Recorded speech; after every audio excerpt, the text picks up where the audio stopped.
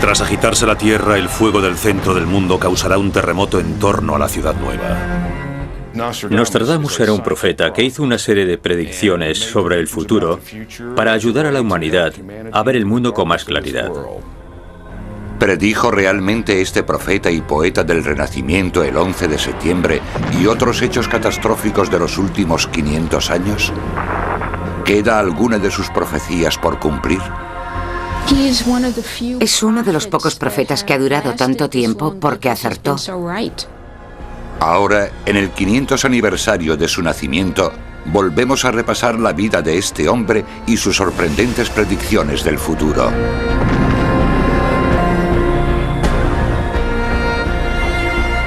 Nostradamus 500 años después, episodio 1.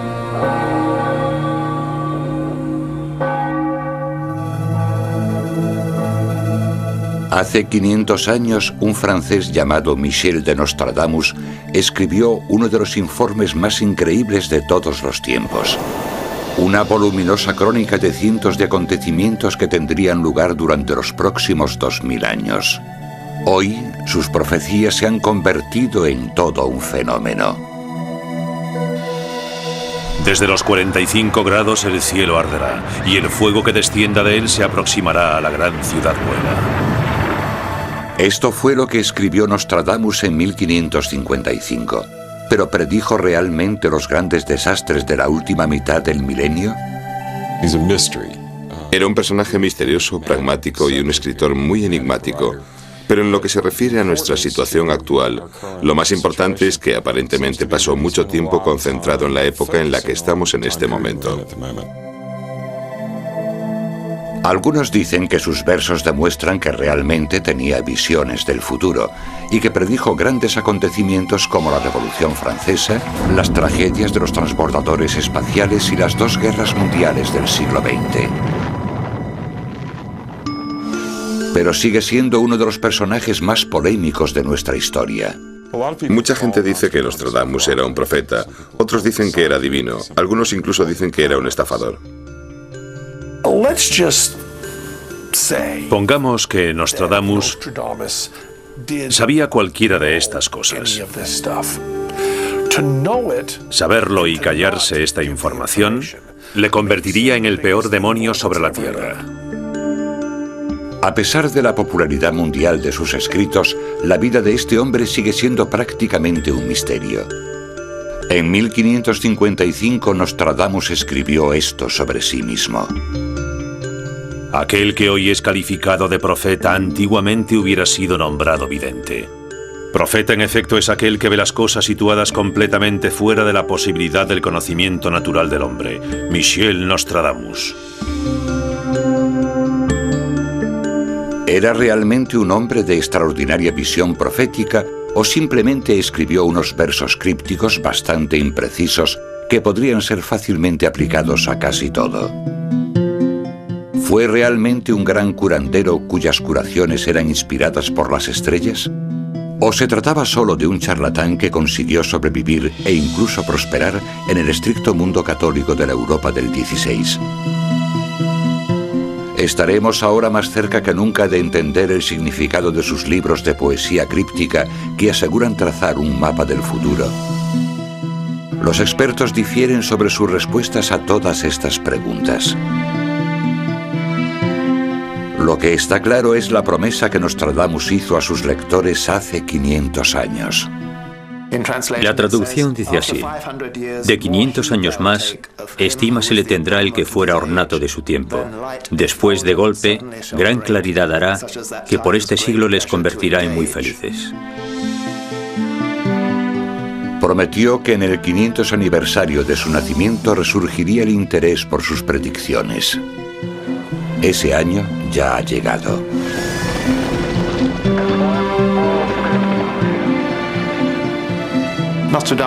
El 500 aniversario de Nostradamus es importante porque él mismo sugirió en uno de sus cuartetos que después de 500 años sus profecías serían más apreciadas. Muchos creen que Nostradamus predijo acontecimientos tales como la caída del comunismo, la guerra del Golfo y la muerte de la princesa Diana siglos antes de que ocurriesen. Muchas de las cosas que predijo Nostradamus para esta época, que incluso hace 10 años, cuando la guerra del Golfo Pérsico pensábamos que eran ridículas, ahora parecen estar haciéndose realidad. Cada día lo podemos ver en la CNN. ¿Predijo Nostradamus el surgimiento del nazismo en Alemania? ¿Las batallas aéreas de la Segunda Guerra Mundial? ¿Incluso el asesinato de Kennedy? El problema con cualquiera de estos hechos individuales es que no estás tratando un asunto real, porque para que fuera real, tendría que haber sucedido. Quiero decir, es como si alguien viene a mí y me dice que hay posibilidades de que ocurra otro desastre en el mundo en los próximos 5 años. Esa predicción ya la habíamos oído antes.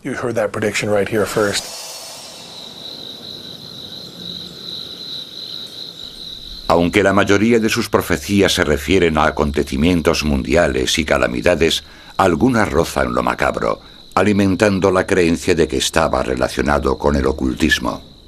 Según la leyenda local, cuando la tumba de Nostradamus fue saqueada, los saqueadores vieron que llevaba una medalla alrededor de su cuello, con la fecha exacta en la que su tumba sería abierta y saqueada.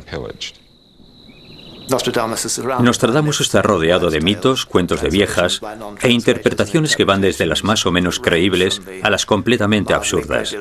No llegaremos a ninguna parte, a no ser que nos centremos en el hombre real, en lo que hizo y en cómo lo hizo. Para saber quién fue realmente Nostradamus, debemos retroceder en el tiempo a la soleada región del sur de Francia llamada Provenza, un lugar sorprendentemente bien conservado. La zona de Provenza que va desde Aviñón a Arles y luego desde Nîmes a todo el camino hasta Aix, siempre ha sido como una especie de crisol, capaz de trasladarnos a la época de los egipcios, los griegos, los celtas, los romanos. Esta región ya estaba poblada 600 años antes del nacimiento de Cristo. Los orígenes de su nombre, Provenza, están en su historia, porque esta fue la primera provincia del Imperio Romano. Los romanos la convirtieron en su edén particular. Provenza era también el lugar de retiro de emperadores o de los gobernadores de las provincias romanas. Tenía ese ambiente relajante y fue una región muy cosmopolita. Los papas habían pasado mucho tiempo en Aviñón durante la cautividad del papado, unos siglos antes, y aún existía esa sensación de que esto no era exactamente el centro del mundo, pero era definitivamente uno de los centros del mundo. En el siglo XVI, el mundo en el que Nostradamus había nacido estaba cambiando rápidamente. En esa época, Europa estaba en una situación muy peligrosa. Estaba rodeada por sus enemigos. El Sacro Imperio Romano amenazaba el este y el oeste. La guerra era constante. Por toda la costa mediterránea se sucedían los ataques de piratas árabes a las ciudades y pueblos costeros. Las guerras, el hambre y una enfermedad mortal llamada la peste caracterizaron la vida y a menudo la muerte de la sociedad del siglo XVI en Europa. Había guerra, hambre, peste y muerte. Los 4 jinetes del Apocalipsis. Durante estos tiempos apocalípticos la gente buscaba desesperadamente respuestas, remedios y alguna pista sobre el futuro que les esperaba. A este mundo llegó un hombre que parecía ofrecer respuestas y, como algunos creían, viajar al futuro. Pero ¿dónde empezaba su visión del futuro? Estas místicas ruinas podrían tener la respuesta al misterio de 500 años de Nostradamus.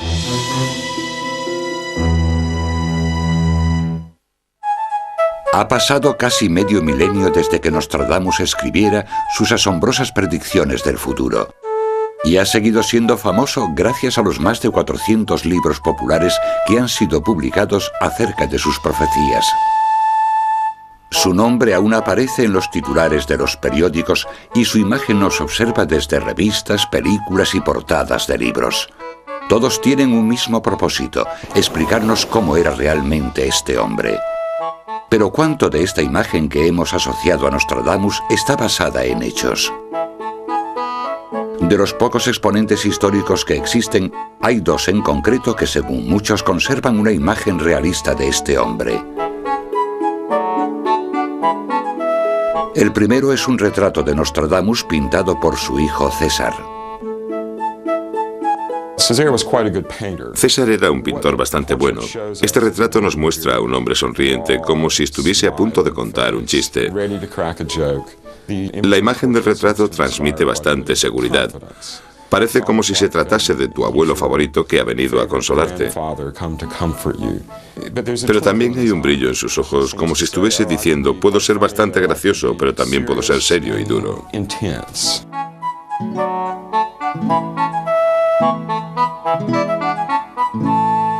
Los expertos creen que el segundo exponente es la descripción que hizo de Nostradamus una de las personas más cercanas a él. Esta es la descripción que hizo de Nostradamus su secretario Chavigny. Tenía una altura más o menos media. Era físicamente robusto, vital y fuerte. Tenía la frente muy ancha, la nariz recta y ojos grises de mirada dulce que brillaban cuando se enfadaba. Sus mejillas eran de color carmesí, incluso a una edad bastante madura. De barba larga y abundante, rostro duro y a la vez sonriente, pero esta dureza se suavizaba por su gran humanidad. Para los demás era muy espabilado y tenía repentinos ataques de rabia, pero aún así era un trabajador paciente. Dormía solo 4 o 5 horas cada noche.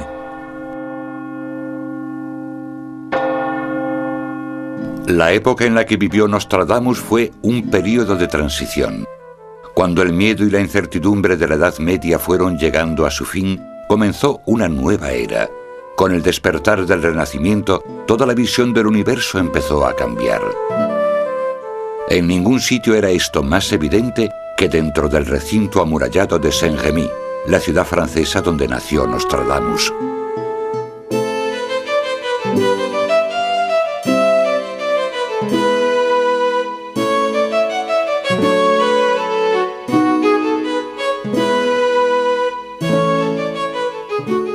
Saint-Rémy conserva su sabor medieval, incluida una boca de alcantarilla en medio de la calle. Está igual que en la época de Nostradamus.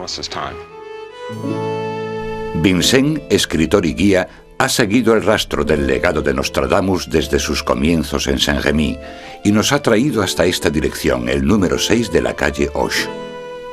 Nostradamus nació en esta casa en 1503. Es muy probable que fuera la casa de su abuela. Básicamente su madre hizo de comadrona, y las últimas investigaciones dicen que en realidad la casa en la que creció fue la propiedad de al lado, que era bastante más amplia.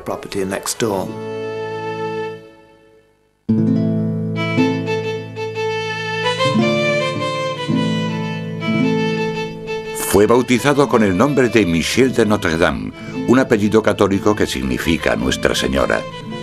El abuelo judío de Nostradamus adoptó este apellido cuando se convirtió al catolicismo durante la Inquisición española, porque en aquella época los judíos en Europa eran perseguidos.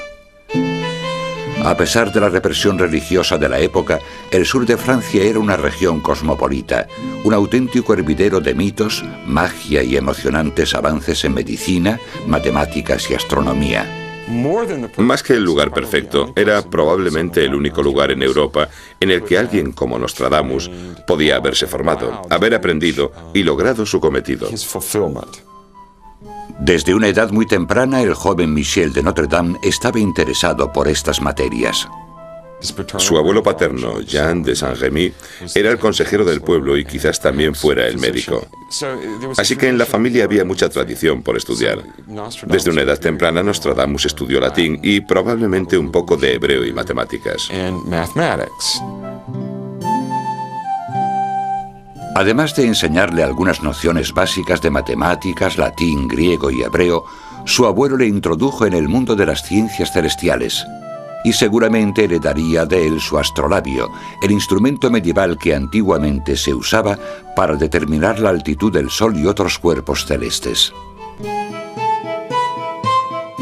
Más tarde, Nostradamus escribiría sobre las maravillas astronómicas que despertaron su interés por la astrología.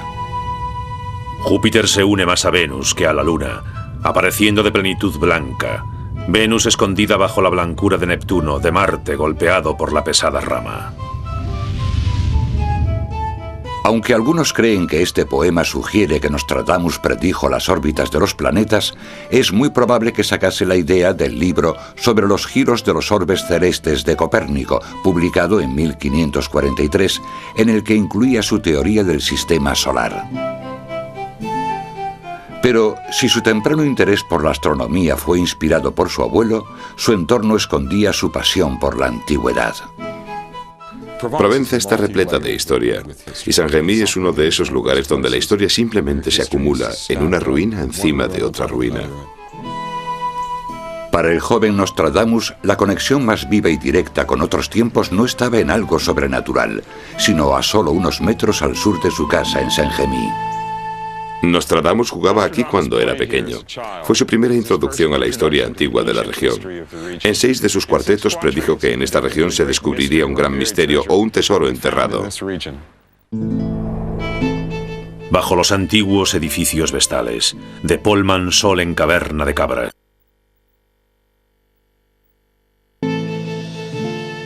Al pie de una cadena de montañas de piedra caliza estaba la entrada de una antigua ciudad romana llamada Aglanum, con un mausoleo y un arco del triunfo. El tesoro o el botín que predijo Nostradamus podría tratarse de parte de la ciudad, ya que ésta no fue descubierta ni excavada hasta 1921. ¿Había visto el futuro? Quizás nunca sepamos la respuesta. Pero definitivamente este lugar inspiró al joven Nostradamus. Simplemente jugar en las sombras de estos monumentos era como sumergirse en otro tiempo. Esculpidos en los muros del interior del mausoleo había relieves de los abatidos prisioneros y escenas de batalla de una antigua conquista romana. ¿Qué es todo esto? Estos enormes monumentos debieron de ser de una raza de gigantes. Debió de quedarse absolutamente impresionado.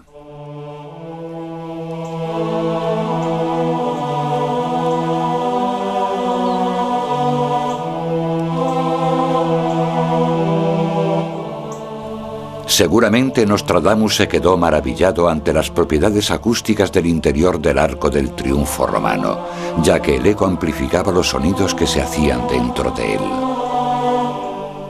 Desde su casa podía ir andando hasta las ruinas y a medida que fue desarrollando sus conocimientos, pudo leer las inscripciones en latín, apreciar la arquitectura del arco y el arte en el interior del mausoleo. Parece ser que el lugar le ayudó a hacerse su propia idea de la historia en sí. Se dio cuenta de que no estábamos viviendo en un pequeño límite de tiempo humano, sino que había siglos en los que habían pasado cosas, en los que se habían perdido cosas muy importantes. También le fascinaba una cantera de la zona que aún existe y que se usó para construir la antigua ciudad romana. Los estudiosos creen que esta cantera inspiró uno de sus pasajes más enigmáticos. Esta es la pirámide a la que se refiere Nostradamus en la Centuria Cuarta, cuarteto 27. Salón, Manfón, Tarascón de Sex, el arco donde está en pie todavía la pirámide, vendrán a liberar al príncipe de Dinamarca. Nunca nadie ha descifrado esta profecía. Los expertos creen que puede referirse a la liberación de un príncipe secuestrado, pero dónde y cuándo sigue siendo un misterio. Lo único que está claro es que este viejo lugar marcó un principio. Este lugar inspiró a Nostradamus. Más o menos podemos especular que esto le ayudó a ver la historia de una manera más amplia, a pensar no solo en la vida de un hombre o en un periodo de vida en concreto, sino en términos de cientos y miles de años. El conocido poeta y estudioso del siglo XVI, Pierre de Ronsard, escribió esto sobre Nostradamus. Quizá fuera la inmensa eternidad de Dios Todopoderoso lo que hizo surgir el poder de Nostradamus. O quizá fuera cosa de un demonio malvado o bondadoso. Quizá su espíritu escala hasta el cielo por encima de los mortales y desde allí repite sucesos prodigiosos. Yo no lo hubiese creído si el cielo que concede el bien y el mal a la humanidad no hubiese sido su inspiración. Era una época maravillosa. Mientras el joven Nostradamus iba creciendo, el mundo en torno a él ofrecía un asombroso espectáculo de logros humanos.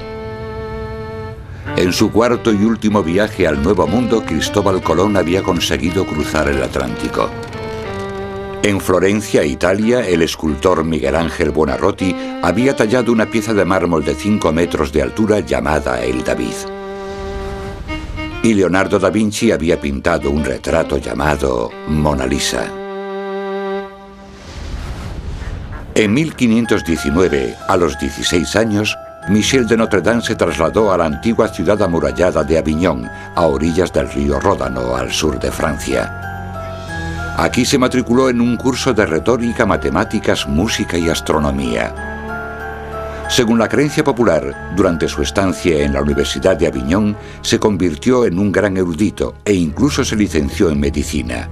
Pero la llegada de la peste a esta región por entonces hizo improbable una larga estancia en la universidad. En 1520, cuando Nostradamus tenía 17 años, el Ródano se desbordó cubriendo las calles de aguas residuales y cuerpos flotantes procedentes de los cementerios cercanos. Poco después, una peste virulenta asoló Aviñón. Llevaba alrededor de un año allí cuando llegó la peste, por tanto no acabó el curso. Así que los conceptos básicos como la retórica y todo eso ya los había estudiado. Pero no había llegado a la astrología, la música o la aritmética, que se dan en el segundo año de curso.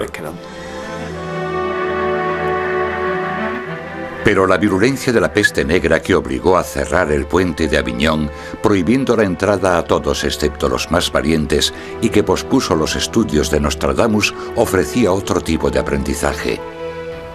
Quizás este acontecimiento ayudó a Nostradamus a entender la importancia del agua dulce para mantener la higiene de una ciudad.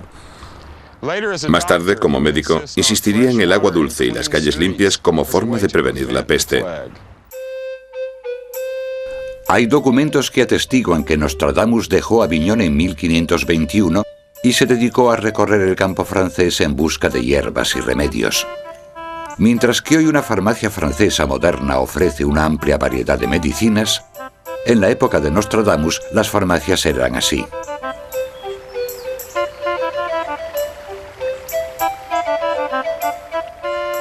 En honor al 500 aniversario de Nostradamus, la ciudad de Galier, al sur de Francia, ha plantado un jardín de hierbas muy parecido al que Nostradamus hubiese utilizado para experimentar con la medicina natural.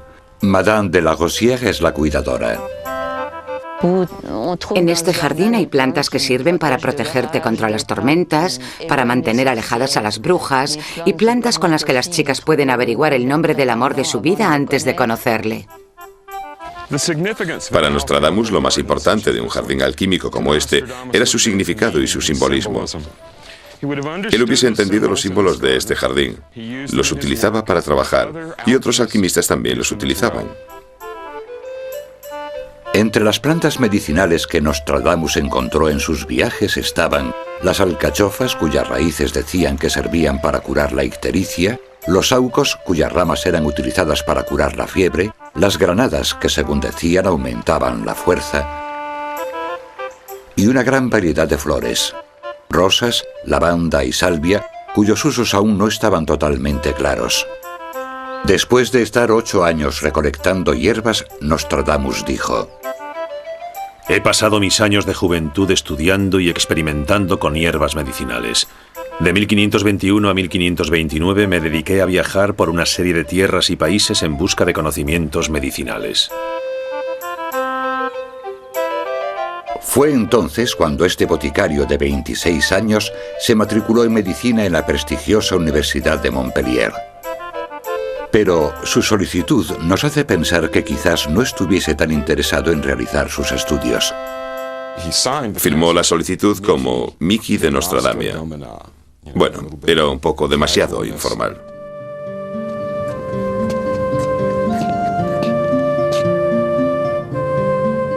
Mucha gente cree que fue aquí donde el autodenominado Miki de Nostradamia cambió su título de farmacia por su licenciatura en medicina, pero eso ahora se ha puesto en duda. A pesar de que en sus últimos libros Nostradamus se autodenominaba doctor en medicina, en la Universidad de Montpellier no existe ningún documento que acredite su licenciatura. De hecho, hace poco se tradujo un documento de los archivos de la universidad que asegura que el nombre de Nostradamus había sido tachado del registro. La razón citada era que como boticario engreído había hecho algunos comentarios groseros sobre los médicos. Si hace unos años alguien me hubiera preguntado quién era Nostradamus, probablemente le hubiera dicho que era médico, astrólogo y profeta. Ahora sabemos que fue admitido en la Facultad de Medicina de Montpellier, pero también sabemos que le echaron. A pesar de este contratiempo, él estaba decidido a ser médico, y por tanto Michel de Notre Dame latinizó su nombre en Nostradamus y se dispuso a seguir la gran tradición de Hipócrates. El padre de la medicina había dicho una vez que un médico tiene que ser también un viajante. Para Nostradamus eso significaba seguir a la peste. Nostradamus se convirtió en un médico muy eficaz contra la peste. Si era o no médico, eso ya es otra historia. Pero sin duda, cuando todos los médicos de la zona salieron huyendo, él fue uno de los pocos que entró e intentó controlar la peste.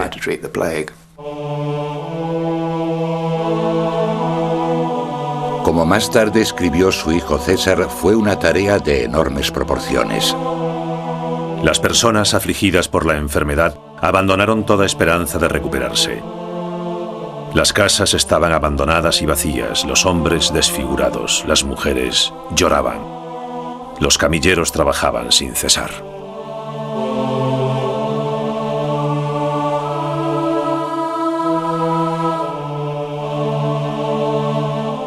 El propio Nostradamus hizo esta espeluznante observación cuando entró en la ciudad infestada por la peste. Una de las cosas que más me impresionó fue ver a una mujer cosiendo sin ayuda de nadie su propia mortaja, empezando por los pies. La encontraron muerta en medio de su casa con la mortaja a medio terminar. En el siglo XVI, el conocimiento de las estrellas era fundamental para la medicina. Los médicos usaban la astrología y el día de nacimiento del paciente para diagnosticar su enfermedad. Luego seguían con una serie de tratamientos rudimentarios. Cientos murieron no solo de enfermedades, sino también de la práctica de sangrías y la aplicación de sanguijuelas en la piel. Nostradamus era un médico bastante convencional. Practicaba sangrías cuando lo creía necesario. Aplicaba sanguijuelas y esas cosas. Muchos de los escritores contemporáneos le veían como el gran médico del siglo XVI, con multitud de conocimientos modernos, pero ese no era el caso. Su máxima era, usa lo que funcione. Y él relató en uno de sus libros que sangrar no era nada bueno. Podríamos decir que él utilizó este método, pero que no funcionó tan bien como a él le hubiese gustado. Nostradamus usó su conocimiento de las hierbas medicinales para inventarse nuevos remedios. El más conocido fue la pastilla de rosas, una fórmula que creó en 1555. 300 o 400 rosas rojas arrancadas antes del amanecer, pulverizadas y mezcladas con el serrín del ciprés más verde, lirio de Florencia, clavos y raíz de cálamo. Ahora sabemos que la raíz de cálamo es un poderoso antioxidante. Es también bueno para el sistema inmunológico. Ayuda a curarse y tiene muchas otras propiedades, y este era uno de sus principales ingredientes. Así que, según parece, las pastillas de rosa tenían un poco de alcanfor y los escaramujos aportaban vitamina C. El alcanfor actuaría como antiséptico.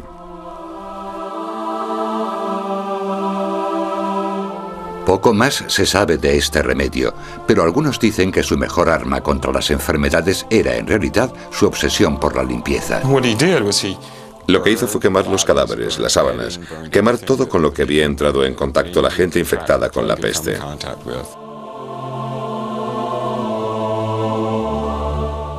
También recomendó ventilar las casas, dejar correr el agua y cosas por el estilo. También limpiar las calles, bueno, desinfectar bien las calles. Y con esto lo que hacía era sacar a las ratas de allí, matar a un montón de ratas y a un montón de pulgas que eran las que propagaban la peste.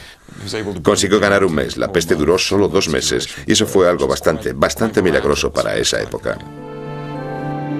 En la ciudad de Agen, donde era conocida su reputación como curandero, Nostradamus conoció en 1531 a una mujer llamada Henrietta d'Encausse y se casó con ella. Tuvieron 2 hijos. Según la leyenda local, durante los años que estuvieron juntos, Henrietta despertó otra vez el interés de su marido por las artes místicas. Compartió con ella los antiguos libros que él había estudiado de pequeño e incluso se adentraron en la práctica de la magia ritual. Pero si en esa época Nostradamus era realmente un profeta, sabría que su felicidad pronto tendría un trágico final.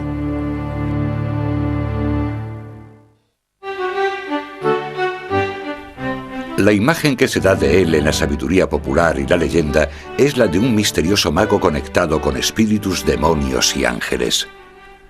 Pero, si retrocedemos en el tiempo, surge una imagen diferente, la de un hombre normal de una familia media, incluso un tanto distinguida.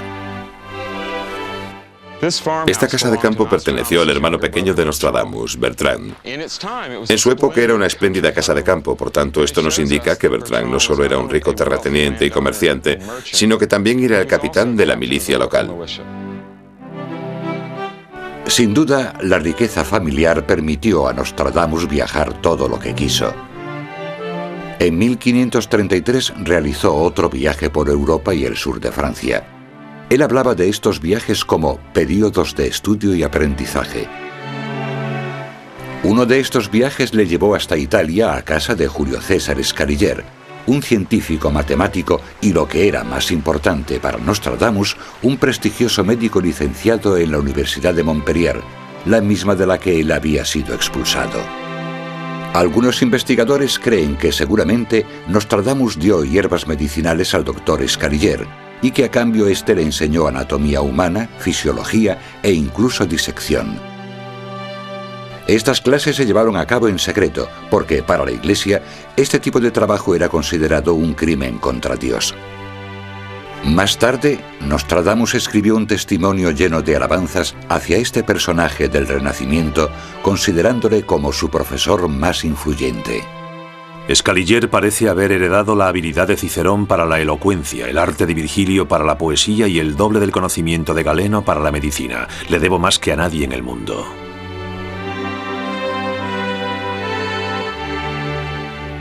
Otra de las cosas que más influyeron en la vida de Nostradamus fue una tragedia familiar. En 1534, mientras él estaba lejos de casa, su mujer y sus 2 hijos contrajeron la peste y murieron. En ese momento, Nostradamus solo tenía fama de curandero e intelectual, pero tras la muerte de su mujer y sus hijos se volcó en el misticismo. A partir de entonces, la magia y las ciencias ocultas condicionarán su vida. A los 47 años, Nostradamus se casó por segunda vez, después de haber perdido a su primera mujer y a sus hijos. Su segunda mujer fue Anne Ponsard, viuda de un abogado influyente. Anne aportó una riqueza considerable al matrimonio y con el tiempo le dio 6 hijos. Se fueron a vivir a un pueblo del sur de Francia, Salon de Provence.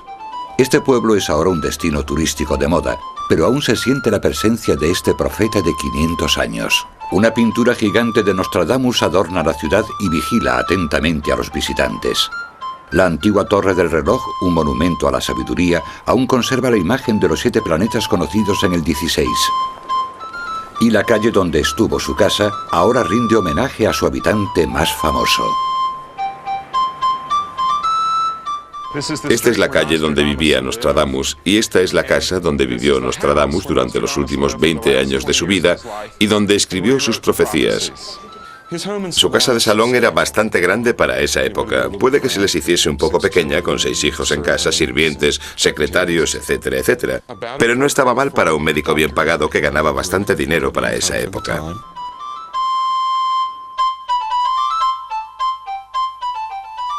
En 1550, Nostradamus empezó a escribir almanaques que incluían información práctica del año venidero para los granjeros. Los almanaques de Nostradamus eran muy similares al almanaque del pobre Ricardo, de Benjamin Franklin. Incluían un pronóstico del tiempo, información sobre las cosechas y la comida, sugerencias de cómo vivir y qué comer. Y a veces también citas de otras personas famosas de la época. Sin duda, incluían datos de astrología. Y los publicó para ganar más dinero y así poder mantener a su numerosa familia. Los almanaques contenían pequeñas profecías del futuro, predicciones que se hacían realidad si creías en ellas. En toda la luna nacerán monstruos diversos, tanto humanos como animales, inundaciones, sequías, obispos nacen y princesas mueren. El rey Enrique II lo leía casi todos los días. Sin duda causaron bastante revuelo. Nostradamus fue una de las primeras personas en ganarse la vida escribiendo almanaques anuales. Tras el éxito de esta publicación, Nostradamus quiso llegar a un público más amplio con su Tratado de los Afeites y las Confituras. En el siglo XVI había esta idea de que si pertenecías a la nobleza, si eras una dama tenías que tener un cierto tipo de aspecto. Y a las mujeres de clase media les interesaba mucho todo esto, así que fue muy buena idea. Toda mujer adinerada que quisiese tener los dientes más blancos, una piel más clara y un buen remedio para teñirse el pelo cobrizo, compró un ejemplar. Y Nostradamus sacó mucho dinero de esto. Fue el equivalente del siglo XVI a un bestseller. El libro incluía recetas para tintes de pelo, perfumes, medicinas para la tos y una especie de pasta de dientes fortalecedora. Para blanquear los dientes, da igual lo negros o marrones que estén, muela 3 medidas de cristal, sílex, mármol blanco, sal de roca y caparazones de caracol. Frote los dientes con este polvo y en solo unos días verá sus dientes más blancos. Mientras los europeos compraban sus productos de belleza por pura vanidad, Nostradamus empezó a ver el futuro.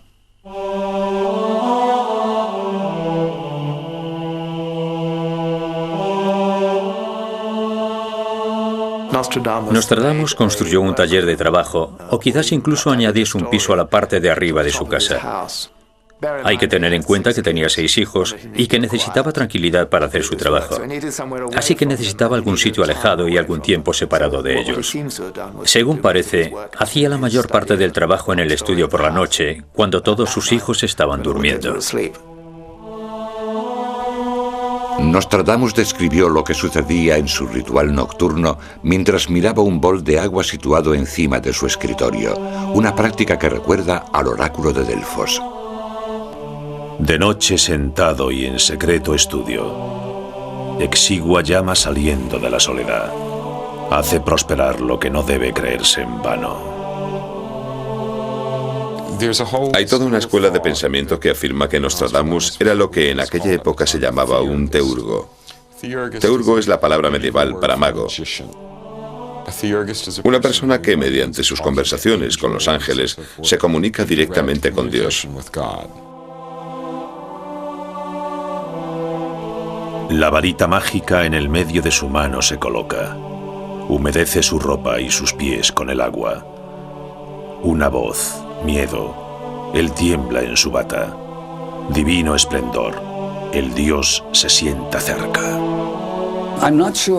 No estoy seguro de si Nostradamus necesitaba entrar en trance para hacer sus profecías, pero definitivamente, en el caso de otros adivinos, profetas y chamanes, había una serie de rituales y prácticas establecidas que usaban normalmente y parece ser que hasta cierto punto esto era bastante universal. Ayunar era uno de ellos, la meditación era otro. Muchos creen que a través de este tipo de rituales, Nostradamus escribió las profecías de los acontecimientos del año 3797, entre ellos la terrible predicción del fin del mundo.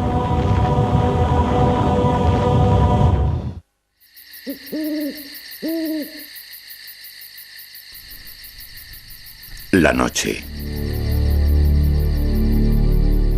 La noche era para él una herramienta tan importante como sus viejos libros, su pluma y su astrolabio que había sido un regalo de su abuelo. De vez en cuando Nostradamus se quedaba despierto toda la noche practicando la adivinación. Consistía en observar un espejo, un bol con agua o una bola de cristal e intentaba ver las visiones del futuro. Pero muchos creen que esta técnica no terminaba ahí. En un pasaje del prólogo de sus profecías, dice que el verdadero secreto de este método se lo llevaría con él a la tumba. Su método para ver el futuro era una combinación de alquimia con astrología, magia cabalística y misticismo cristiano. Algunos dicen que su método secreto se basaba en el estudio de acontecimientos celestiales. Salía de su estudio y se subía al tejado, a una especie de torrecilla, donde podía estar más cerca de las estrellas. Utilizaba conjunciones astronómicas y alineaciones. Y de esta forma decía que un determinado acontecimiento sucedería cuando, por ejemplo, Saturno y Júpiter estuviesen en Piscis. El problema es que estas conjunciones podían volver a ocurrir. Así que se podía elegir entre un número de fechas en las que dicho evento podía suceder.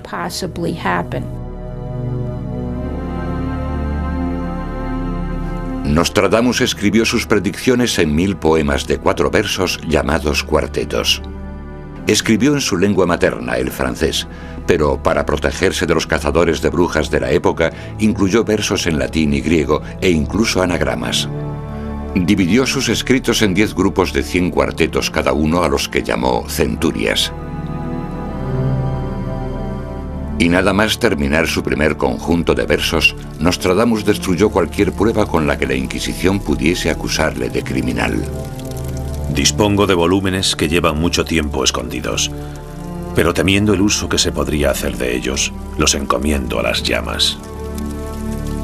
Nostradamus mantenía sus fuentes en secreto, pero eso era algo normal, porque como estaba escribiendo un libro de profecías, no quería que todo el mundo supiese de dónde las había sacado. Si hubiese tenido algún tipo de fuentes mágicas, las habría quemado. No quería que la gente pensase que era un mago. Los lugareños ya sospechaban bastante de él. Los cuartetos de Nostradamus vieron la luz por vez primera en toda Europa en mayo de 1555, cuando se publicó una colección llamada Les Prophéties de Michel de Notre Dame. El más famoso fue el cuarteto sobre el rey Enrique II, que trataba de cómo moriría. Compitiendo en una justa, una lanza atravesaría su casco de oro. El joven león vencerá al viejo. En un campo de liza y a un solo combate. En jaula de oro perforará el ojo, 2 heridas en una, seguidas de muerte cruel. El joven león atravesando el casco y perforando su ojo. Todas estas pistas que están en el cuarteto apuntan directamente a un acontecimiento muy específico. Por crípticos que puedan sonar estos versos para la mayoría de nosotros, en el siglo XVI en Francia estaban muy claros. Enseguida se interpretaron los versos del cuarteto 35 de la primera centuria, asegurando que sugerían que el monarca francés Enrique II moriría en una justa.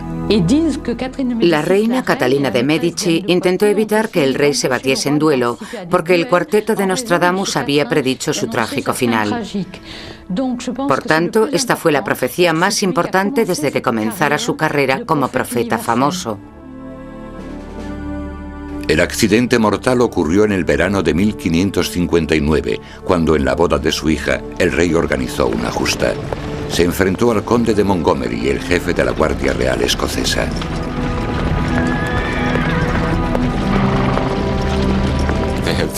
Hubo 3 torneos, y en el tercero, la lanza del conde de Montgomery se hizo añicos, y uno de los fragmentos fue directamente a la visera del casco de Enrique II, y o se le clavó en el ojo o en su sien izquierda.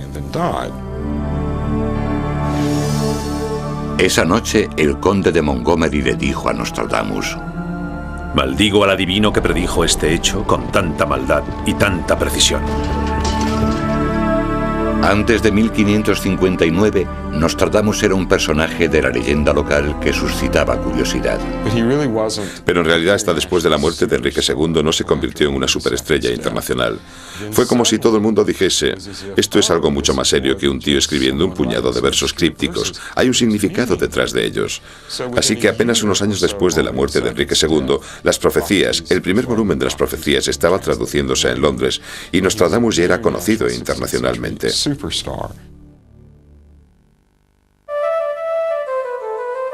Tras la muerte de Enrique II, la reina Catalina y su corte hicieron un viaje por Francia para intentar tranquilizar al pueblo.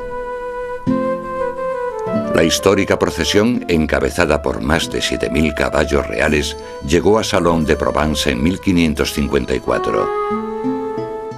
Cuando llegaron a su castillo del sur, el Château Lamperrie en Salon, la reina ordenó que le trajeran a Nostradamus. Más tarde dijo: Cuando visitamos Salón, vimos a Nostradamus, quien prometió a mi hijo el rey Carlos IX una larga vida. Nostradamus fue llamado a la corte para tener una reunión con Catalina de Medici, que era la reina en esa época. Como había predicho con exactitud lo que le sucedió al rey, Catalina le pidió que predijera el destino de sus 7 hijos, que eran pequeños. En esa época eran bastante pequeños. La reunión tuvo lugar en la Salle d'Honneur, también conocida como la Sala de la Chimenea. Nostradamus examinó a los 7 niños reales y emitió sus predicciones para el futuro. Y no se equivocó cuando le dijo que cada uno de sus hijos serían reyes y reinas. Serían monarcas de diferentes países de toda Europa.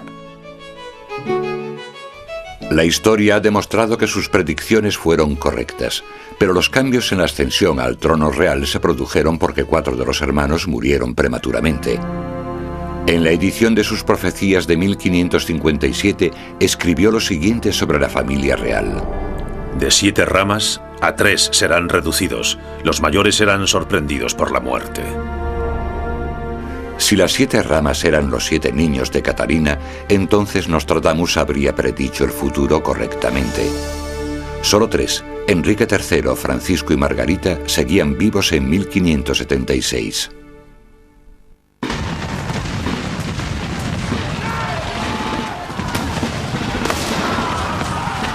Probablemente predijo también la Revolución Americana.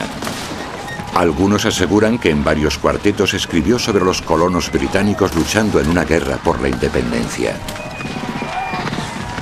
Occidente se liberará de las Islas Británicas. La hermana de las Islas Británicas, 15 años antes que su hermano nacerá, sucederá al reino de la balanza. A partir de ese momento, las centurias de Nostradamus serán reconocidas por sus predicciones sobre acontecimientos históricos y sobre personajes. Las más sorprendentes implican a poderosos y tiránicos líderes como Napoleón Bonaparte. Muchos de sus cuartetos eran sobre Napoleón. Decían que Napoleón había nacido en una isla de Italia y que luego sería exiliado a otra isla. A Nostradamus no le caía bien Napoleón. Creo que le llamaba el carnicero. Un emperador nacerá cerca de Italia, que será vendido muy caro al imperio, que les parecerá menos príncipe que carnicero. De soldado simple llegará al imperio, de ropa corta llegará a la larga.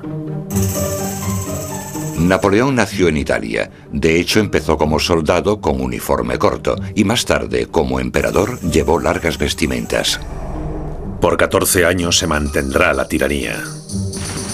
En efecto, el reino de guerra y terror de Napoleón empezó en noviembre de 1799 y duró 14 años, hasta que en abril de 1814 fue exiliado a Elba. Es probable que escribiese otro cuarteto en forma de anagrama para predecir las sangrientas guerras de Napoleón. Po, nacido Lorón, más a fuego que a sangre será. Si se mira desde el punto de vista del anagrama, cuando Nostradamus habla en su cuarteto sobre 3 lugares llamados Napoloren, podría ser que la frase oculta tras el anagrama fuese Napoleón Roi, Napoleón Rey. Quizá porque era francés, muchos de los escritos de Nostradamus se centraban en su país natal. Algunos estudiosos creen que predijo la Revolución Francesa de 1789, 234 años antes de que ocurriera. Sus versos describen los detalles escabrosos de las ejecuciones en la guillotina de María Antonieta y el rey Luis XVI. Por gran discordia la tromba temblará, acuerdo roto levantando la testa al cielo, boca sangrante en la sangre nadará. El rey elegido causa tempestad, fuego, sangre, corte. Predicciones como esta han fascinado y desconcertado al mundo entero, cuando una tras otra parece que se han ido haciendo realidad, incluso en el siglo XX. Pero ¿estarán las grandes catástrofes aún por llegar?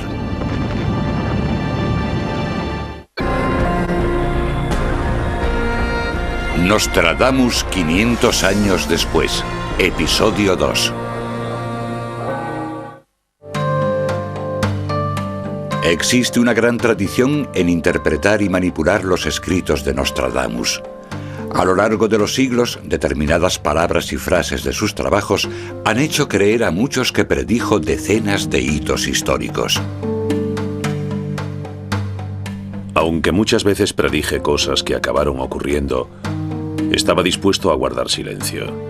Pero después decidí escribir frases ambiguas y crípticas, complicando mis escritos con un lenguaje impreciso, pero sobre todo profético, relatando los acontecimientos de la futura evolución de la humanidad, sobre todo los más urgentes.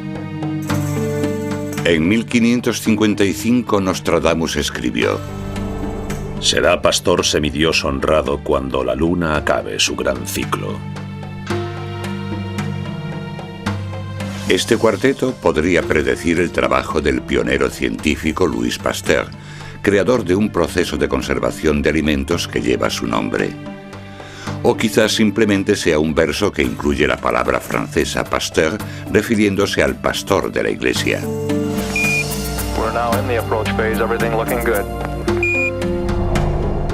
Uno será puesto en la esquina de la luna, donde se encontrará en tierra extraña. Algunos creen que este pasaje contiene la prueba definitiva de que Nostradamus predijo los futuros viajes espaciales. La llegada del hombre a la Luna fue una de las predicciones más increíbles que hizo Nostradamus, y les diré por qué. Él dice que uno será puesto en la esquina de la Luna, donde se encontrará en tierra extraña. Y si nos fijamos en la versión original, vemos que utiliza la palabra luna en vez de lin. Por tanto, está en latín, no en francés. Y esto ocurrió en 1969. Esta es una de las profecías más claras de Nostradamus.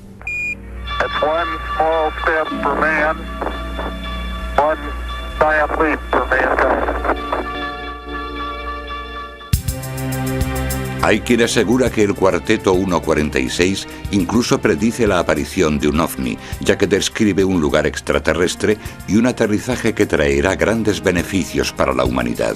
También habla de un terremoto. Gran fuego del cielo en 3 noches caerá. Algo hermoso y admirable sucederá. Muy poco después, la tierra temblará. Los estudios más exhaustivos de los escritos de Nostradamus siempre se han centrado en los versos que parecen predecir uno de los acontecimientos más horribles del mundo: el surgimiento de Adolf Hitler y el nazismo en Alemania. Bestias enloquecidas de hambre cruzarán los ríos. La mayor parte del campo contra Hitler estará. Arrastrará al grande en jaula de hierro cuando el hijo de Germania nada observe. En lo que se refiere a Hitler, Nostradamus tenía bastante que decir sobre él y Alemania. Nunca utiliza el nombre Hitler. En vez de eso, usa un antiguo término para el Danubio, que es el Hister o el Ister.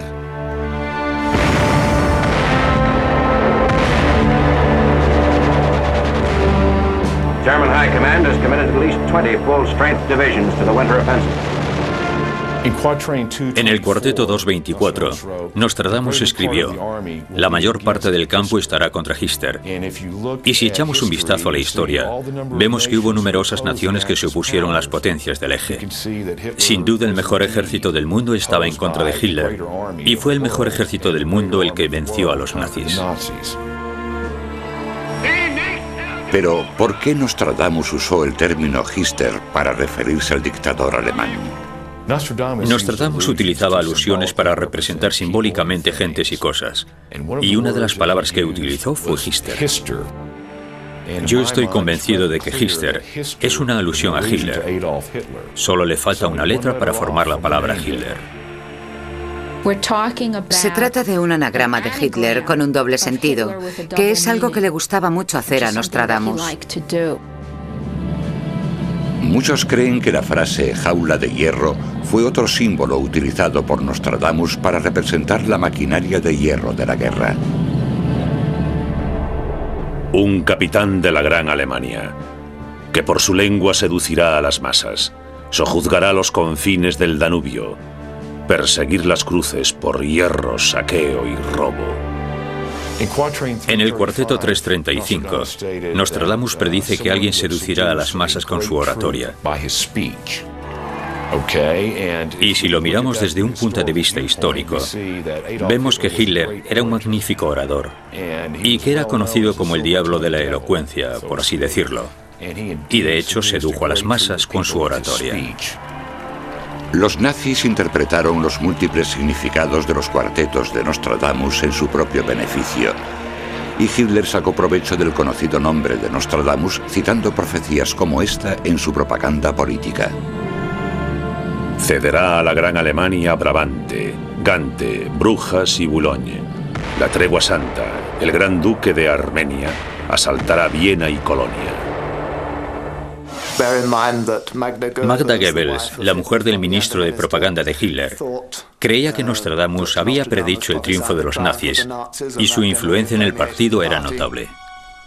Pero además de predecir el triunfo de Hitler, también describió con detalle el gran sufrimiento de sus víctimas. Tras la victoria de rabiosa lengua, vencedor sanguíneo por conflicto de la arenga, asar la lengua y la piel y los huesos. Parece ser que en el cuarteto 456 hay una referencia directa al Holocausto. Nostradamus escribió: vencedor sanguíneo por conflicto de la arenga, asar la lengua, la piel y los huesos. Y para mí, esta es una alusión muy directa a la horrible tragedia del Holocausto, porque un montón de personas fueron quemadas vivas. Sufrimiento, tiranías e incluso conquistas. Algunos creen que predijo una de las mayores batallas de la historia.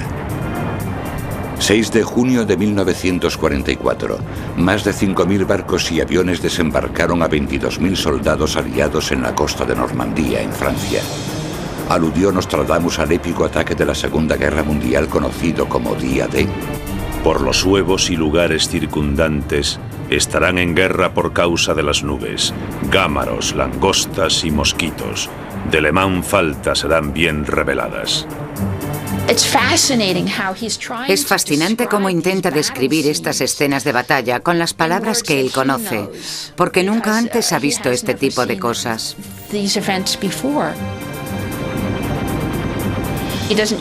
No utiliza la palabra día D y tampoco usa la palabra tropas. Usa palabras como langostas y naves extrañas y terribles que llegan a la orilla.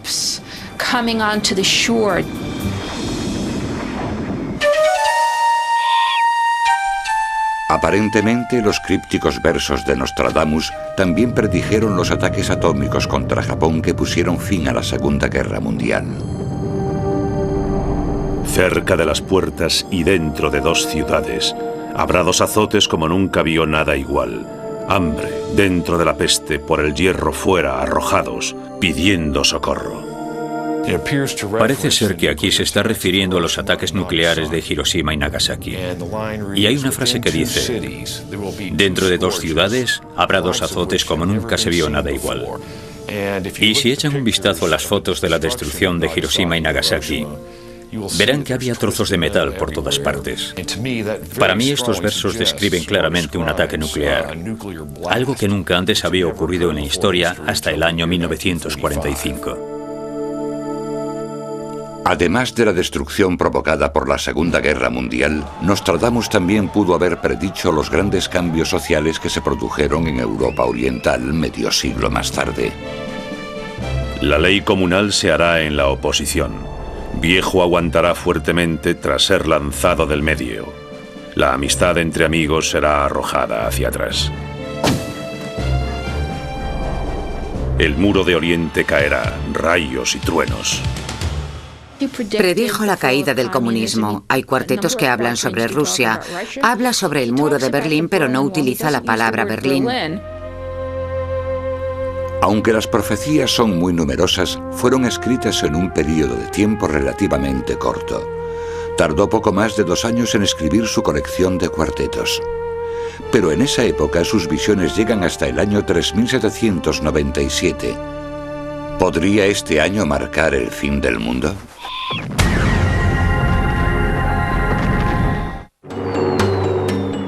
Muchos creen que Nostradamus predijo la guerra y la destrucción que tendrían lugar cientos de años después de su muerte. Pero, si sus profecías fueran reales, escribió sobre personas que ni siquiera se hubiese podido imaginar en lugares que aún no existían. Dallas, Texas, 22 de noviembre de 1963. La obra antigua se acabará. Del techo caerá sobre el gran mal ruina. Inocente hecho muerte se acusará. Culpable escondido soto bajo la escarcha. En el cuarteto 637, Nostradamus parece hacer una referencia al asesinato de Kennedy. Y hay 2 líneas que a mí realmente me impactaron. La primera es: inocente hecho muerte se acusará. Si te paras a pensarlo, Lee Harvey Oswald fue la cabeza de turco de aquel crimen. En mi opinión, fue acusado falsamente. El cuarteto continúa con una referencia al culpable escondido soto bajo la escarcha. Y si buscan en el diccionario la definición de la palabra soto, verán que describe un sitio poblado de árboles y arbustos. Y al haber vivido en Dallas, puedo asegurar que esta palabra describe perfectamente las montañas de la zona. Otro cuarteto, escrito en 1556, predice aparentemente la desgracia de otro presidente de Estados Unidos, Richard Nixon. El viejo burlado y privado de su plaza por el extraño que lo sobornará. Este pasaje podría haber predicho también la desgracia de otro presidente americano más. Hará cegar por lívido el honor. Será conocida del adulterio la ofensa, que llegará a su gran deshonor. Los defensores de Nostradamus aseguran que este cuarteto hace referencia al escándalo de la Casa Blanca que involucró a Mónica Lewinsky y al entonces presidente Bill Clinton. I did not have sexual relations with that woman, Miss Lewinsky. Supuestamente el cuarteto número 228 predice la tragedia de otra persona famosa, la princesa Diana, que murió en París el 31 de agosto de 1997. El penúltimo, con el apellido del profeta, tomará a Diana por su día y descanso. Según dicen, la primera frase hace referencia a Dodi Al-Fayed, el hijo del dueño de Harrods, Mohamed Al-Fayed, cuyo nombre es similar al de un profeta islámico. La segunda, su día y descanso, podría referirse al domingo, el tradicional día de descanso y el día de la semana en el que murió. Podrían también referirse al día de fiesta nacional que coincidió con el funeral de Diana. Todas las tiendas y empresas de Inglaterra estaban cerradas, mientras el mundo compartía su dolor por la muerte de una de las mujeres más populares del siglo.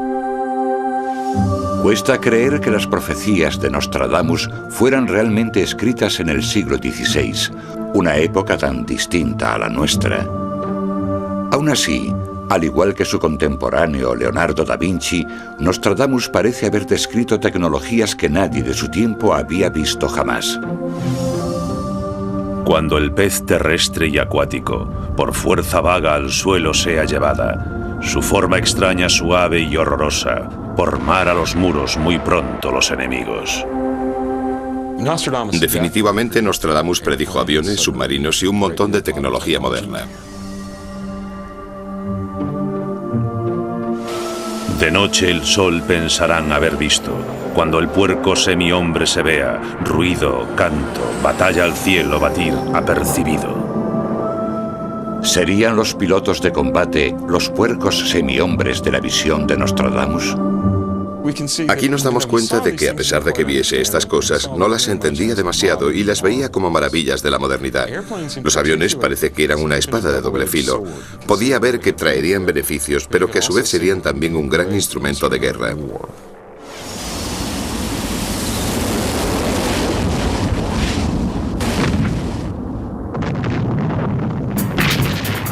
Hay quien defiende que describió la primera guerra del Golfo con sus grandes movimientos de tropas, su tecnología furtiva y sus campos de petróleo ardiendo.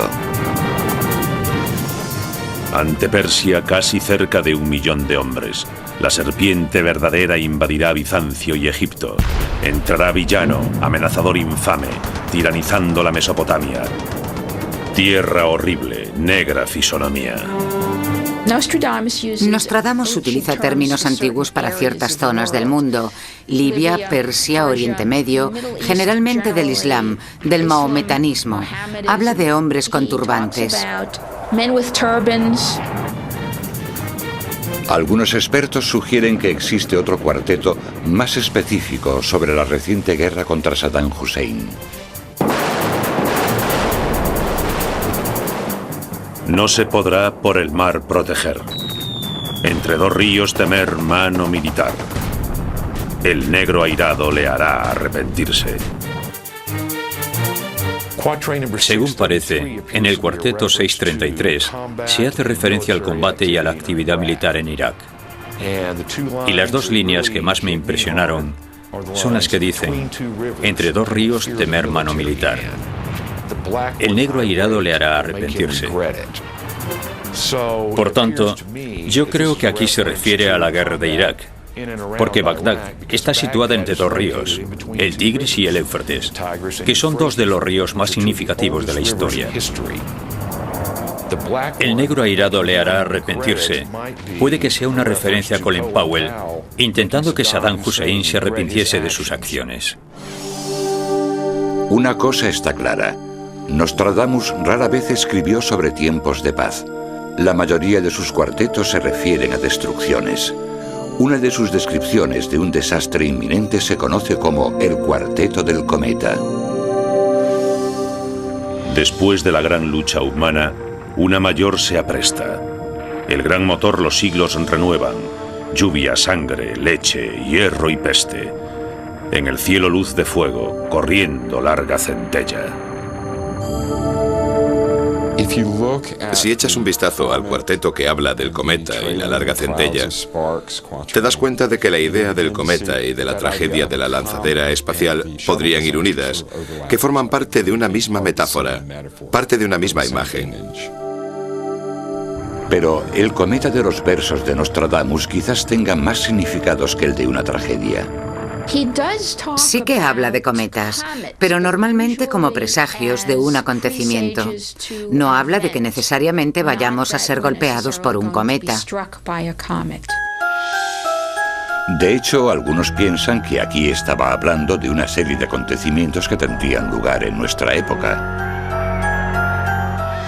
Mabus pronto entonces morirá. Llegará de gente y bestias una horrible derrota. Luego de golpe la venganza se verá. Mano, sed, hambre, cuando corra el cometa. Cuando echamos un vistazo a algunos de estos cuartetos que aparentemente se refieren a nuestra propia época, tenemos que buscar los anagramas, los acontecimientos, las posibles interpretaciones que quizás a simple vista no sean tan evidentes. El cuarteto número 262 nombra a un líder malvado o a unos líderes con un nombre extraño: Mabus. Mabus es un anagrama que aparentemente se creó a partir del nombre Osama Bin Laden y George Bush, componentes que si se juntan forman el nombre Mabus. Así que parece ser que Nostradamus está indicándonos una época en la que desde su punto de vista es muy difícil distinguir a los buenos de los malos. Simplemente ocurren muchas cosas extrañas y todo se complica. ¿Estarán ocurriendo ya los trágicos acontecimientos descritos en el cuarteto de Mabus? Desde los 45 grados el cielo arderá, fuego acercándose a la gran ciudad nueva. Al instante gran llama esparcida saltará cuando se quiera de normandos hacer prueba. Con respecto a los acontecimientos del 11 de septiembre, hay varias palabras clave en 6 o 7 cuartetos que realmente parecen hacer referencia a esta tragedia. Una es la referencia a una gran llama que saltará al cielo. Los expertos también destacan la frase que contiene la ciudad nueva. La ciudad nueva hace alusión a Nueva York. Y si lo piensas, en la frase la gran ciudad nueva, detrás de ciudad nueva podrías poner fácilmente York. Y por tanto, te das cuenta de que, con ciudad nueva, Nostradamus está aludiendo a la ciudad de Nueva York. El verso más importante del cuarteto parece predecir la localización exacta. Desde los 45 grados el cielo arderá. Hace referencia a los sucesos del 11 de septiembre, porque el estado de Nueva York está a 45 grados de latitud norte. Supuestamente, Nostradamus escribió estos versos sobre un país que estaba a 4.800 kilómetros y aún no había nacido. Pero algunos expertos son escépticos. Me gustaría que los defensores de Nostradamus nos hablasen del siguiente desastre tipo World Trade Center antes de que ocurriese, no después. No es justo ver lo que ha ocurrido y luego coger los escritos y decir, ¡ajá! De hecho, muchos están convencidos de que no tenía ningún tipo de poder especial y de que en realidad no era más que un charlatán. Simplemente es una más de las cosas sin sentido en las que la gente cree. No hay ningún misterio en torno a Nostradamus.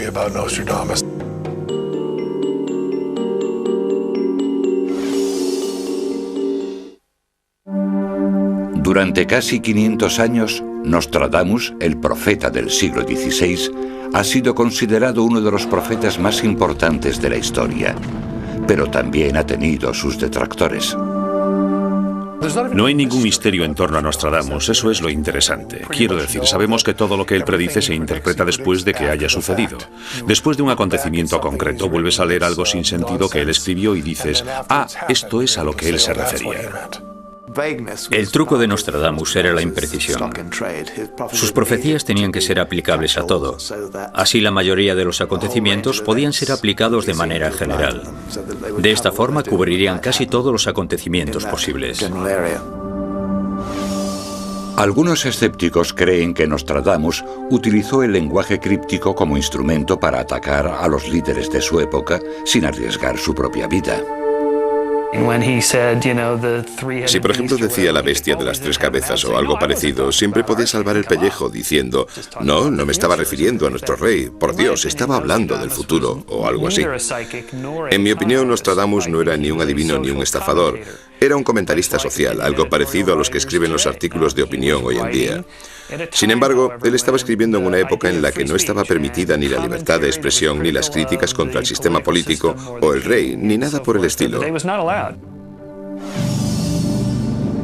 ¿Por qué entonces la gente sigue creyendo que Nostradamus escribía sobre el futuro y que predijo unos acontecimientos tan fatídicos como Hiroshima y la explosión de 2 transbordadores espaciales? La gente siempre quiere creer en algo y buscarle un sentido al mundo.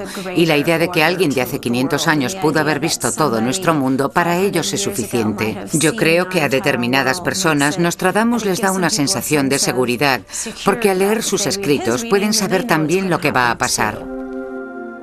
Sin embargo, los escépticos son bastante críticos con las profecías de Nostradamus. ¿Dónde estaban los defensores de Nostradamus en 1925 cuando el crack de la bolsa? ¿Dónde estaban los seguidores de Nostradamus en septiembre de 1963 cuando lo de Kennedy y en Dallas? ¿Dónde estaban ellos antes de que ocurriese? Yo creo que esta sería la prueba más fácil que podríamos hacerle a las profecías de Nostradamus. La primera y más famosa predicción de Nostradamus fue que el rey francés Enrique II moriría en una justa.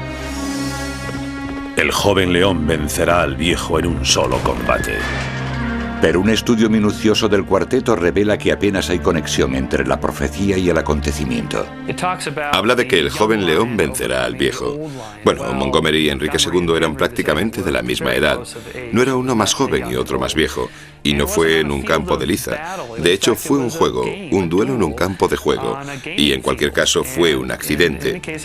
No se suponía que tenían que herirse. Era solamente un juego en el que intentaban derribarse el uno al otro. La lanza salió despedida y accidentalmente atravesó su casco y le mató. No fue como describe el cuarteto. Algunos dicen que predijo uno de los acontecimientos más famosos de la historia de Europa, el gran incendio de Londres de 1666. La sangre del justo en Londres será escasa, quemados por rayos de 23 los 6. La dama antigua caerá de puesto alto, de misma secta muchos serán muertos. Pero estos versos, escritos en 1564, también podrían referirse a sucesos que tuvieron lugar en su propia vida. Otra supuesta profecía famosa de Nostradamus fue el gran incendio de Londres, pero en realidad probablemente se tratase de otro comentario social de Nostradamus. La quema de inocentes en Londres no tuvo nada que ver con un incendio ocurrido 100 años más tarde. Pero en su época quemaban a mujeres en las hogueras acusadas de practicar la brujería. Y cuando habla de los rayos y las llamas y las cosas ardiendo, se estaba refiriendo en realidad a los palos en donde ataban a las brujas, a las hogueras. Él estaba horrorizado con todo esto, y eso era lo que se refería en el cuarteto. Sus detractores también prefieren una explicación alternativa a los grandes avances científicos predichos en sus versos. Creen que simplemente Nostradamus relataba las visiones fantasiosas que muchas veces sus contemporáneos comentaban haber visto en las nubes. Las profecías que supuestamente se refieren a submarinos o aviones, e incluso viajes en el espacio, son en su mayoría interpretaciones erróneas de las adaptaciones que hacía Nostradamus de sucesos conocidos. En este caso, los aviones eran las visiones que la gente había contado haber visto en las nubes. Y no solo es que existan estos relatos, sino que también hay ilustraciones y grabados de estos monstruos, de estas visiones en las nubes. Así que no son aviones, no son submarinos. Según dicen, la figura de Napoleón Bonaparte aparece en varios cuartetos. Un emperador nacerá cerca de Italia, que será vendido muy caro al imperio, que les parecerá menos príncipe que carnicero. De soldado simple llegará al imperio, de ropa corta llegará a la larga. Pero aunque los versos parezcan describir a Napoleón, en realidad podría tratarse de cualquiera. El cuarteto supuestamente habla de Napoleón cuando dice soldado simple llegará al imperio, pero esto se podría aplicar a prácticamente cualquier persona. Por ejemplo, Harry Truman fue un simple soldado en la Primera Guerra Mundial. A finales de la Segunda fue el presidente de los Estados Unidos y lanzó la bomba atómica. Para los defensores de Nostradamus, el cuarteto más concreto y más espeluznante es el que, según ellos, describe a Adolf Hitler. Bestias enloquecidas de hambre cruzarán los ríos. La mayor parte del campo contra Hitler estará. Nostradamus nunca predijo a Hitler. La verdad es que en una ocasión habla de un capitán de la Gran Alemania, que supongo que encajaría más o menos. Pero la afirmación típica es que utiliza la palabra Hitler en varias ocasiones, porque se trata en realidad de una especie de anagrama del nombre Hitler. ¿Por qué no escribió simplemente Hitler? ¿Por qué no escribir directamente esa palabra? Eso sería importante, ¿no creen?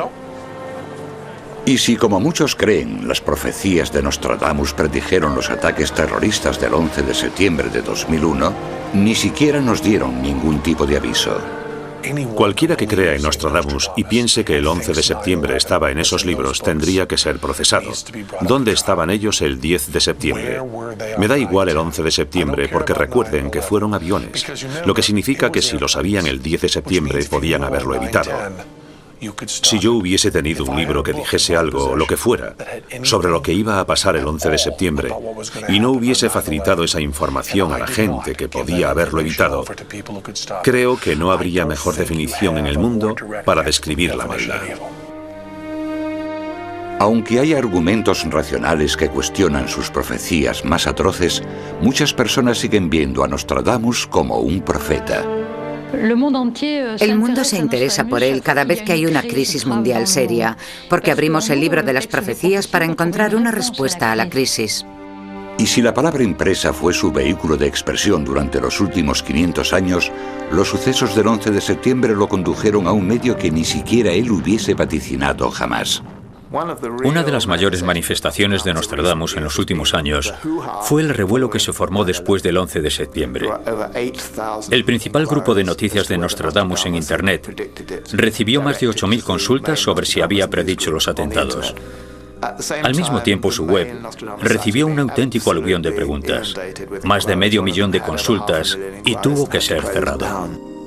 En los días posteriores al 11 de septiembre, Nostradamus estaba por toda la red. Fue una de las búsquedas principales en Google.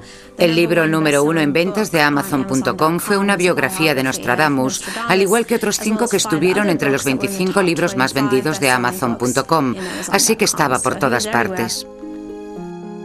Esta espeluznante profecía, supuestamente escrita por Nostradamus, estaba por toda la red apenas 2 días después de los atentados. En la ciudad de Dios habrá un gran trueno. 2 hermanos se separarán por el colapso. Mientras la fortaleza resiste, el gran líder sucumbirá. La tercera gran guerra comenzará cuando la gran ciudad esté en llamas. Nostradamus, 1654. Pero Nostradamus murió en 1566. No pudo haber escrito este pasaje en 1654. Y en sus trabajos publicados no hay rastro de este cuarteto. Era un fraude. Aún así, aunque los escépticos pongan en duda sus supuestas predicciones, Nostradamus sigue siendo un personaje conocido y un escritor de gran éxito. La pregunta que aún sigue en pie es ¿por qué? Nostradamus sigue siendo popular por un par de razones. La primera es que se trata de un sabio de la Edad Media, y tenemos esa idea de que en la antigüedad existía una especie de sabiduría profunda que podríamos heredar. En parte también yo creo que es simplemente cosa de los medios. Es como una leyenda urbana, una historia que se repite una y otra vez. Pero si la historia de Nostradamus es solo una leyenda urbana, ha conseguido sobrevivir al paso del tiempo. En ningún sitio es esto más evidente que en su ciudad natal, Salon de Provence. 500 años después de su muerte, el espíritu de Nostradamus continúa infundiendo el miedo y la inquietud incluso en las almas más valientes.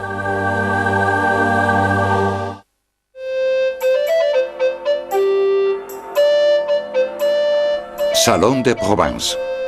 La soleada ciudad amurallada del sur de Francia sigue siendo el lugar perfecto para mantener viva la leyenda de Nostradamus.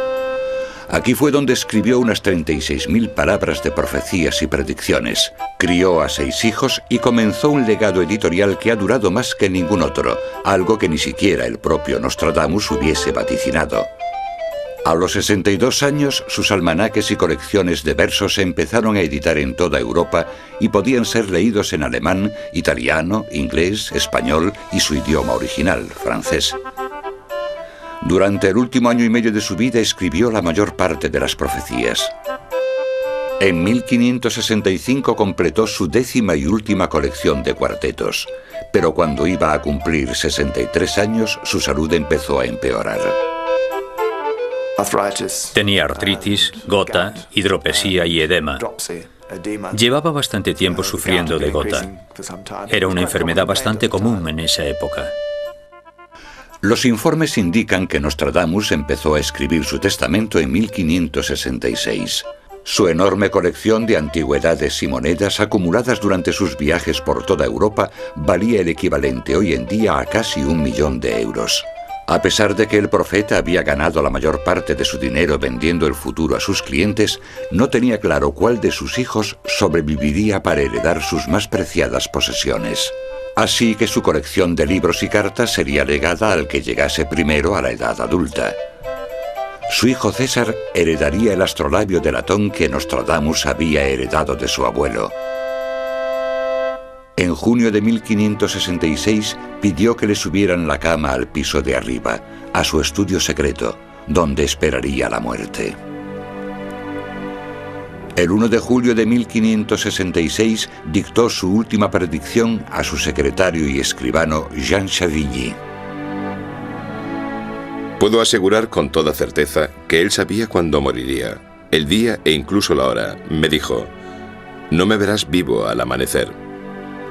Chavigny declaró que Nostradamus le dijo que al día siguiente ya no estaría vivo, y eso fue cierto. Le encontraron en su estudio, muerto de pie, a la mañana siguiente.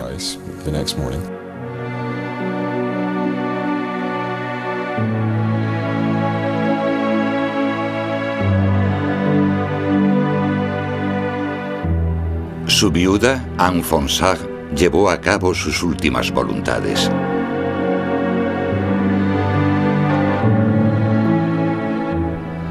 Fue enterrado en una iglesia franciscana en Salon, donde descansó en paz durante 200 años. Pero en 1780, durante el caos de la Revolución Francesa, su tumba fue abierta y profanada por saqueadores. El acontecimiento hizo surgir una leyenda. Los saqueadores habían encontrado el esqueleto de Nostradamus con una medalla en torno a su huesudo cuello. Según dicen, la medalla tenía inscrito en números romanos el año exacto en el que su tumba sería abierta y saqueada. Ese mismo año, sus restos fueron recogidos y llevados a su lugar definitivo de descanso en la iglesia de Saint-Laurent, en Salon de Provence. Al principio, Nostradamus fue enterrado de pie de la misma forma que fue encontrado la mañana de su muerte. Después de que su tumba original fuera saqueada, los pocos huesos que quedaron fueron enterrados aquí. La cripta ocupa un lugar de honor en la acertadamente llamada Capilla de Notre Dame. Esta es la segunda tumba de Nostradamus. La inscripción dice: aquí descansan los restos mortales de Michel Notre-Dame, el único hombre digno, a juicio de todos los mortales, de escribir con pluma casi divina, bajo la influencia de los astros, el futuro del mundo.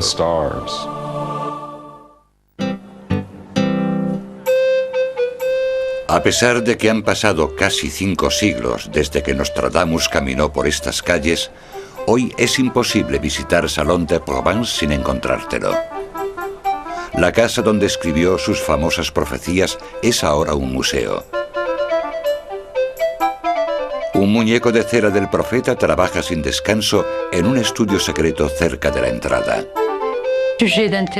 Cada año vienen al museo visitantes procedentes de 60 o 70 países extranjeros que vienen aquí para descubrir a Nostradamus o para trabajar en sus escritos y su historia. De hecho, en su 500 cumpleaños, la leyenda de Nostradamus aún sigue viva.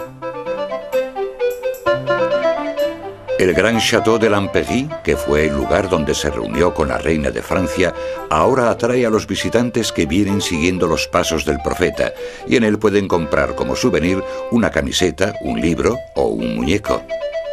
Pero, escéptico o creyente, lo que está claro es que la gente se siente atraída por su memoria y su misterio. Toda persona que esté interesada en los escritos de Nostradamus tiene derecho a hacer su propia interpretación, y nosotros no estamos ahí para decirle que piense esto o piense lo otro. Tenemos conocimiento de bastantes hechos objetivos de su vida, mezclados con áreas mucho menos objetivas e imprecisas. Nosotros estamos aquí para decirle a la gente: vale, estos son los hechos, pero lo demás no lo sabemos. Según dicen, los escritos más siniestros de Nostradamus son avisos del apocalipsis. Llantos, gritos, lamentos, alaridos, terror. Corazón inhumano, cruel, negro y transido. Le Mans, las islas de Génova, los mayores. Sangre derramada, frío, hambre, para nadie perdón. Pero los expertos creen que estos son avisos, no promesas, y que el concepto más importante que nos dejó Nostradamus es que el futuro no está escrito. Todos los juegos de palabras, los acertijos, se hicieron para crear una determinada situación, de modo que la persona que estuviese leyendo las profecías solo las entendiese cuando el suceso hubiese pasado. En otras palabras, Nostradamus no estaba intentando predecir el futuro, intentaba darnos un mapa de futuros alternativos. La última fecha que menciona es 3797. Pero no dice que ocurrirá algo, simplemente sus profecías se acaban ahí. Hay gente que piensa que entonces se acabará el mundo.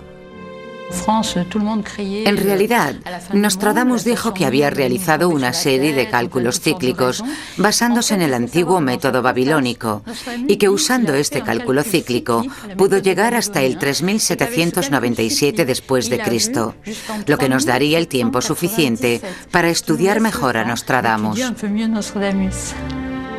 Aquellos que no puedan aguardar hasta el año 3797 para averiguarlo, deben juzgar si las profecías de Nostradamus han demostrado ser ciertas en el pasado y si aún podrían anticipar acontecimientos venideros.